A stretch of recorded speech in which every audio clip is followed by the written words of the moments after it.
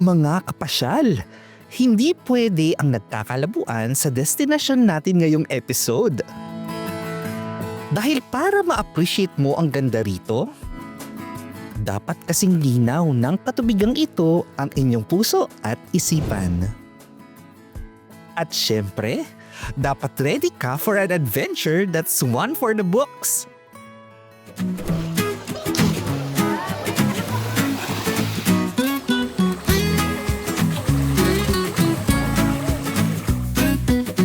O ano, gusto mo bang sumama? Magandang araw mga kapasyal! Balik biyahe na naman po ang inyong lingkod para sa panibagong episode ng Papasyal Tayo.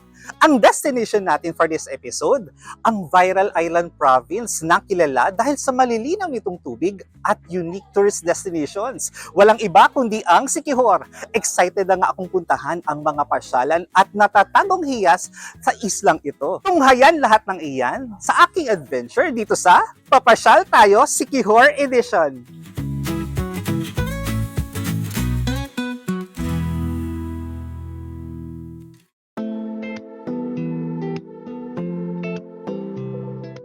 Ang island province ng Siquijor ay isa sa mga pinakamaliit na isla sa Central Visayas. Pero, hindi mo ito dapat ismulin. Siksik kasi sa magagandang coastal destinations at hidden gems ang tinaguriang Island of Fire. Ayon sa kwento, ang Siquijor ay tinawag ng mga mananakop na Espanyol bilang Isla de Fuego o Island of Fire dahil sa liwanag na hatid ng mga alitap-tap na nagniningning sa gabi.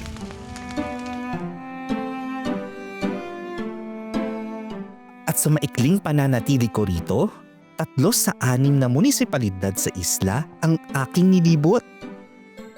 But first things first mga kapasyal, paano nga ba pumunta sa isla ng Siquijor? Ang nagsisilbing isa sa mga gateways patungo sa isla ng Siquijor ay ang ating pantalan dito sa Dumaguete. At sa tulungan ng ating mga modernong pantalan, mas madali na tayong makakasakay ng ferry patungo sa ating destination. Kaya ano pang hinihintay natin? Tara at pumunta na tayo sa Siquijor!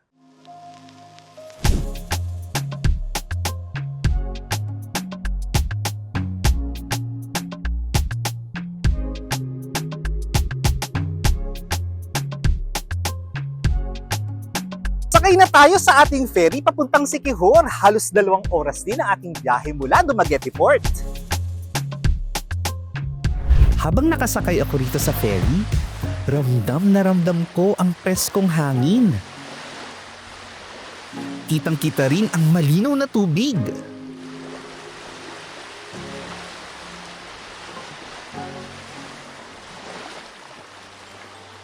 At narating na nga natin ang Port of Siquijor at dahil nandito na rin lamang tayo sa Siquijor Port, gawin na natin ang viral na Siquijor Port Trend.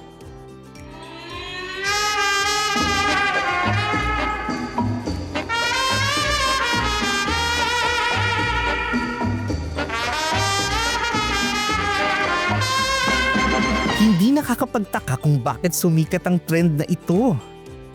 Dahil sa crystal clear waters na inyong makikita pagdating sa Siquijor Port, talagang mapapawaw ka.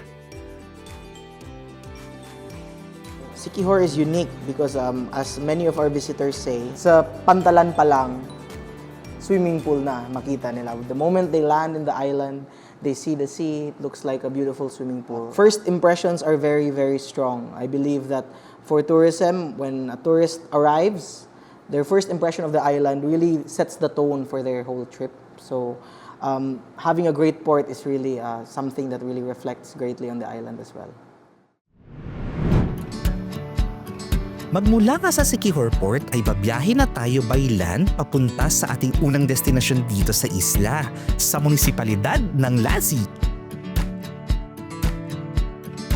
Ating first summer destination, ang Cambugacay Falls. Tara at magpampisaw sa asul at paskong tubig ng falls na ito. At syempre, wag na wag din natin kakalimutan ang gawin ang trending na ferry walk.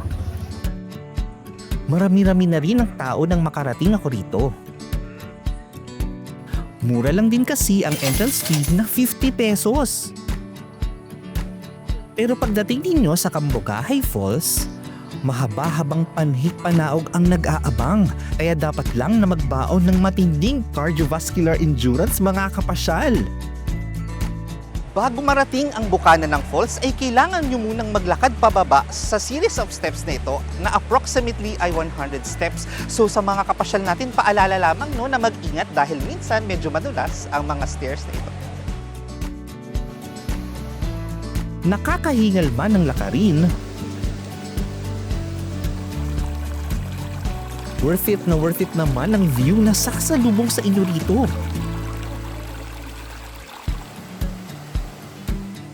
Bukod kasi sa paglalangoy sa asul na natural swimming pool, marami ring mga exciting activities na pwede mong gawin rito.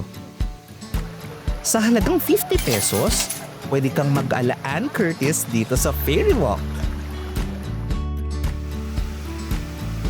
Kung gusto mo naman ng mas extreme, 20 pesos lang dito sa rope swing. Chance mo na itong makonquer ang iyong fear of heights. Maaari ka ring rumenta ng balsa sa halagang 20 pesos din.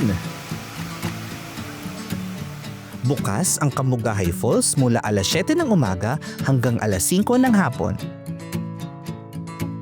Marami pa tayong pwedeng puntahan dito sa munisipalidad ng Lazi mga kapasyal. Isa na dyan ang Lazi Church. Ang Lazi Church o San Isidro Labrador Parish Church ay isang national cultural treasure.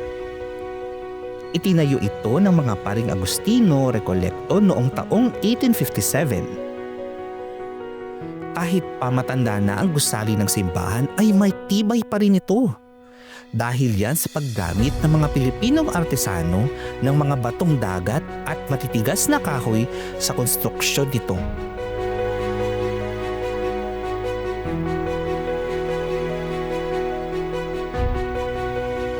At matapos kong magnilay-nilay dito sa simbahan, ay ready na akong ituloy ang aking paglalakbay sa Siquijor.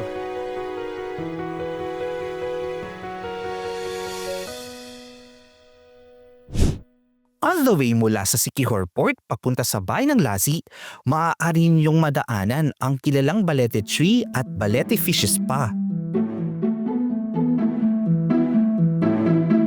Nasa 400 taon na raw ang punong ito. Sa Filipino folklore, ang mga puno ng balete ay pinaniniwala ang may taglay na mahika. Ang sabi-sabi, pinamamahayan daw ito ng mga engkanto o iba pang mga nilalang. Naniniwala ka man dito o hindi ba itatangging tunay na nakamamangha ang itsura nitong Old Enchanted Balete Tree. Tawid munisipalidad naman tayo mga kapasyal dito sa Maria Siquijor. Ang ating next destination ay maaliwalas, presko, perfect din para mag-unwind muna at umiska po mula sa stress ng syudad. Ang Salagdoong Beach. Pero habang bumabiyahe tayo mula Lazi papuntang Salagdoong sa Maria, ay madadaanan natin ang Salagdoong Man-Made Forest. Ang mga nakatanim dito sa 200 ektaryang gubat na ito ay parang mga puno ng mulave. Bukod sa nakaka-relax tingnan habang naglo-long ride, malaki rin ang ginagampanan ng mga punong ito sa ecosystem ng lugar. Along the way ay nasaksihan ko rin ang isang makulay na parada. Sakto pa lang pagpunta ko rito sa Siquijor para sa Lubi Festival. Ang Lubi Festival ay isang pagdiriwang kung saan pinasasalamatan ang patron ng Maria na si Our Lady of Divine Providence para sa masaganang ani ng buko o tinatawag na lubi. Ipinagdiriwang ang piyestang ito tuwing May 21. At pagkatapos ng ating maikling biyahe mula Lazi, nakarating na tayo sa ating destinasyon. Next sa ating list ay ang Salagdoong Beach Resort. Ang must-visit ang beach resort na ito sa Siquijor Island dahil sa kanyang crystal clear waters, white sand, at higit sa lahat sa mga rock formations na perfect for cliff diving. Sa mga kapasyal natin na naghahanap ng heart-pounding adventures, ito ang para sa inyo. Mura lang din ang entrance fee dito na 50 pesos plus 20 pesos kung meron kayong ipapark na sasakyan. Gaya ng katubigan sa Siquijor Port, malinaw din ang karagatan dito sa Salagdoong. Pero huwag kayong magpapalinlang. Mababaw mang tingnan ang karagatan, ay medyo may kalaliman din ito, kaya huwag kakalimutang mag-ingat mga kapasyal, lalo na kung tatalon kayo mula sa cliff diving spot. Mataas kaya yan? Bukas ang Salagdoong Beach mula alas 7 ng umaga hanggang alas 5 ng hapon. Papunta na nga tayo sa ating last destination dito sa Siquijor. Talagang hinabol ko ang pagpunta rito para masaksihan ang napakagandang sunset sa isla. Ang Palitan Beach sa bayan ng San Juan. Sikat ang Palitan Beach sa mga gusto lang mag-chill at mag-relax habang malapit sa karagatan.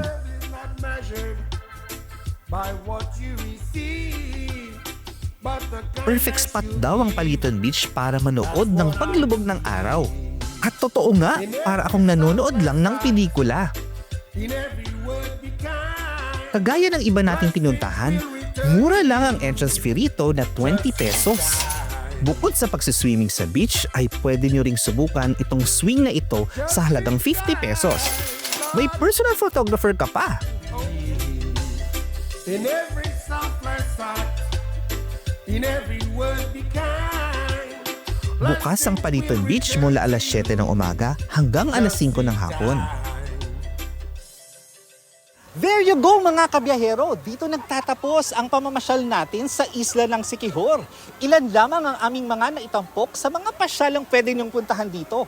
At sa tulong ng ating mga modernong pantalan gaya ng Port of Dumaguete at Port of Siquijor, hindi lang mas kumbinyente, komportable at enjoyable ang inyong mga biyahe.